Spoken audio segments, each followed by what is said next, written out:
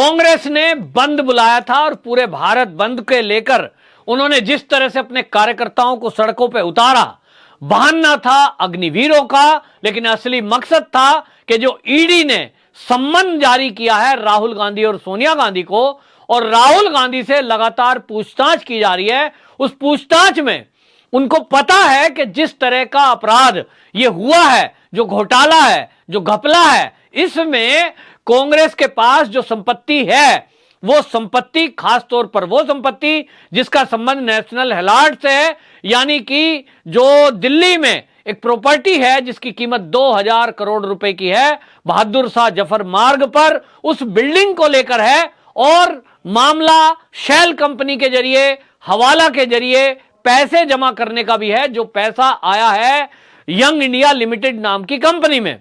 Young India limited company, उसका मालिकाना अधिकार सोनिया गांधी और राहुल गांधी का है, और इसलिए कांग्रेसियों को यह पता है, जो उसमें कानून के जानकार हैं, कि जब इसकी ठीक से जांच होगी निश्चित रूप से इसमें जेल की संभावना ज्यादा है।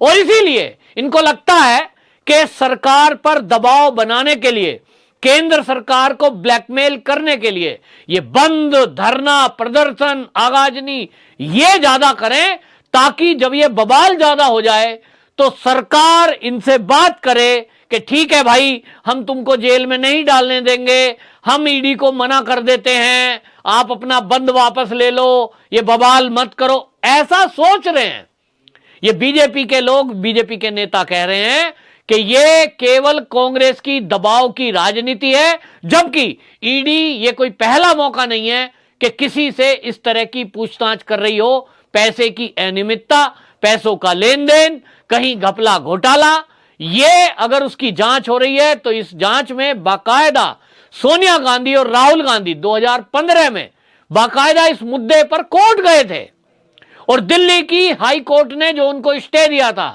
उसको सुप्रीम कोर्ट ने हटाया है। यानी सुप्रीम कोर्ट के आदेश के बाद यह हो रहा है। लेकिन इस सब के बावजूद कांग्रेस ने जो बंद का आह्वान बुलाया, वो बंद पूरी तरह फ्लॉप हो गया, क्योंकि जो आम जनता है देश की, वो ये समझ रही है कि अब कांग्रेस में कोई दम नहीं है, कांग्रेस के कोई साथ नहीं है। और हम देख रहे हैं जितने चुनाव पिछले दिनों हुए हैं, हर चुनाव में कांग्रेस हार गई है, कोई आधार बचा नहीं है। और कांग्रेस में भी अब अंदरूनी ऐसी फूट हो गई कि G23 के लीडर अलग हो गए हैं, पुराने नेता उनके छोड़ के जा रहे हैं। कपिल सिब्बल जो सुप्रीम कोर्ट के जाने माने वकील थे, आज शायद वो इनका केस लड़ रहे होते अगर वो कांग्रेस में होते, लेकिन उनको जब तवज्जो नहीं मिली तो वो छोड़कर समाजवादियों के साथ हो गए। तो इसकी वजह से आज ये कांग्रेस में अलग थलग पड़ गए नेता, उनको डूबता सहारा दिखाई दे रहा है गांधी परिवार। और इसलिए गांधी परिवार के नाम पर वो सड़कों पे उतरे, बंद का आह्वान किया। लेकिन इसमें कांग्रेस की इतनी बेइज्जती और फजीयत हुई पूरे देश में, और पूरा देश छोड़ो, देश की राजधानी दिल्ली कोई बंद नहीं हुआ। कुछ सड़कों पर केवल जाम लगाने में जरूर ये कुछ घंटे के लिए कामयाब हुए, थोड़ी देर में जाम भी नॉर्मल हो गया। दिल्ली यूपी बॉर्डर कोई भी बंद नहीं था, केवल एक नोएडा का बॉर्डर ऐसा था जहां जांच की जा रही थी गाड़ियों की, कुछ देर जरूर लग रही थी। किसी ने, एक सिंगल पर्सन ने अपनी दुकान बंद नहीं करी, कोई पब्लिक ट्रांसपोर्ट बंद नहीं हुआ। और कांग्रेस का यह बंद फ्लॉप हो गया। यह बता रहा है कि अब कांग्रेस में गांधी परिवार का जादू अब नहीं चलता, देश के लोगों में तो कतई चलता ही नहीं। राहुल गांधी को कोई सीरियस लेता नहीं। लेकिन इस बंद के बहाने जिस तरह की बयानबाजी की गई, जिस तरह का कारनामा किया गया, इससे इन कांग्रेसियों की पोल जरूर खुल गई है। आपको बताएं, जहां एक तरफ प्रियंका गांधी ने सत्याग्रह के नाम पर दिल्ली में जो धरना प्रदर्शन किया, उसमें प्रियंका गांधी ने यह कहा कि अग्निवीरों को वो आह्वान कर रही थी, और इशारा था कांग्रेस के कार्यकर्ताओं की तरफ कि तुम्हारा लक्ष्य इस केंद्र सरकार को गिराना होना चाहिए। यानी गांधी परिवार पर जब ईडी का शिकंजा कसा है और वो जेल जाते दिख रहे हैं, तो सरकार गिराओ। और सरकार गिराने में कैसे गिराओगे भाई? पूर्ण बहुमत की सरकार है मोदी जी की सरकार, तो उस गिराने के लिए नीचे गिर जाओ, तो षड्यंत्र करो, चाहे उसके लिए विदेशियों से मिलना पड़े। और इसलिए षड्यंत्र किया जा रहा है, दंगे का, भीड़ तंत्र का। लेकिन जनता साथ नहीं है। मुट्ठी भर कांग्रेसी आंदोलन कर रहे हैं, रेल रोक रहे हैं। रेल रोकने की कोशिश की नई दिल्ली रेलवे स्टेशन पे, कुछ आधा घंटा रेल रुकी होगी, खदेड़ दिए गए। और इसी तरह खदेड़ देने की आवश्यकता भी है, क्योंकि देश की संपत्ति का नुकसान करना ये राष्ट्रद्रोह है। आम जनता को परेशान करना ये कहां का तुक है? आप कौन से लीडर हो, कौन सी राजनीतिक पार्टी हो, जनता को परेशान कर रहे हैं? लेकिन अब यह बंद जो विफल हुआ है, इसने बता दिया कि कांग्रेस के आने वाले दिन किस टाइप के हैं। अब कोई नहीं पूछता, अब कांग्रेस में कांग्रेस ही नहीं पूछ रहे, सीनियर लीडरों ने साथ छोड़ दिया है।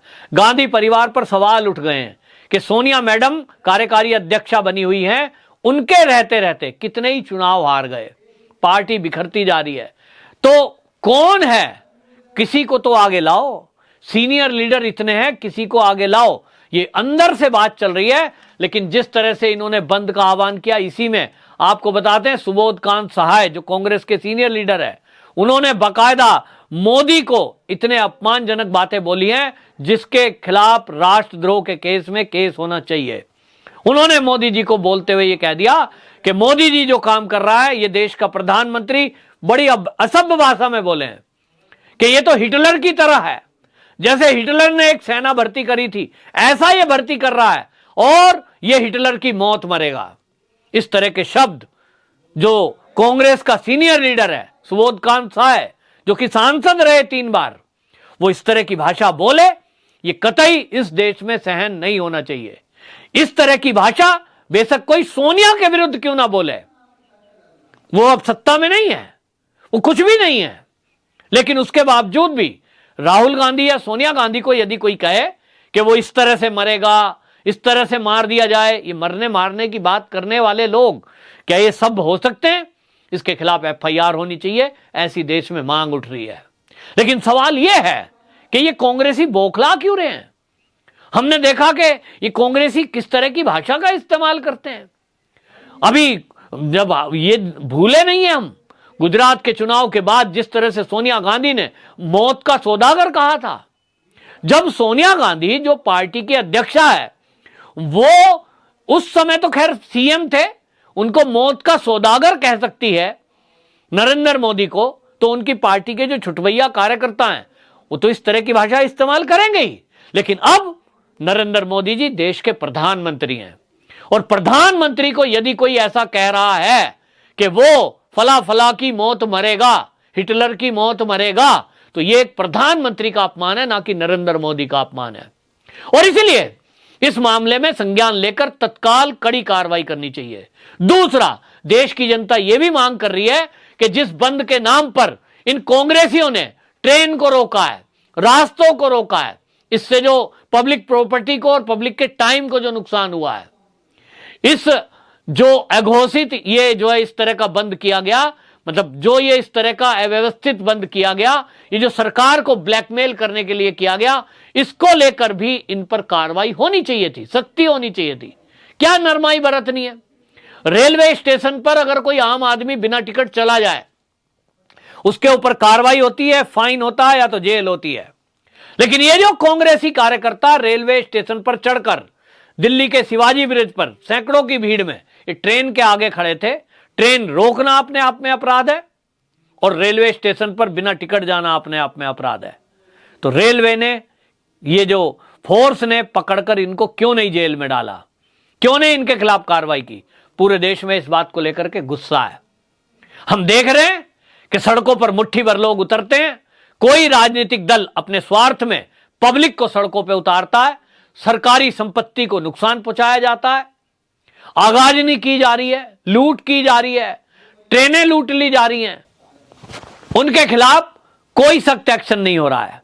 जिन राज्यों में होकर के ट्रेन गुजरती है, जो राज्य में रेलवे स्टेशन पड़ता है, वो जीआरपी, उसके लिए रेलवे राज्य सरकार को पेमेंट देता है, तो उस राज्य से उस प्रॉपर्टी को क्यों ना वसूला जाए? क्योंकि वो यात्रियों की और ट्रेन की सुरक्षा करने में वो राज्य विफल रहे हैं। बिहार के अंदर जिस तरह से ट्रेनों को फूंका गया है, तो बिहार की राज्य सरकार से क्यों ना वो वसूला जाए, ये सवाल उठ रहा है। इस तरह के घटनाओं को हम देखते हैं, जो आगाजनी और लूट करने वाले हैं वो लूट करके निकल जाते हैं, लेकिन इससे जनता प्रभावित होती है।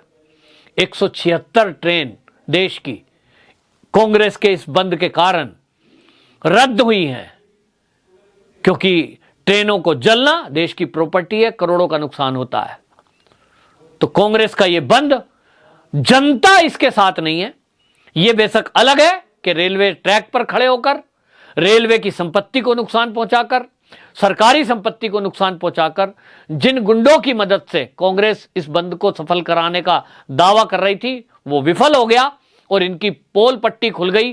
पूरे षड्यंत्र का खुलासा हो गया है कि किस तरह से किराए के टट्टू लेकर के ये कांग्रेस एक बंद को सफलता का नाम देना चाह रही थी, लेकिन आम जनता ने जिस तरह से इनको सिरे से नकार दिया, इसमें कांग्रेस की पोल खुली है। और वहीं यह भी तय हो गया है कि लोगों के मन में और गुस्सा बढ़ा है कि अगर कोई एजेंसी आपसे पूछताछ करेगी तो क्या आप इसी तरह का व्यवहार करेंगे? ये एक अपने आप में सवाल है। वंदे मातरम।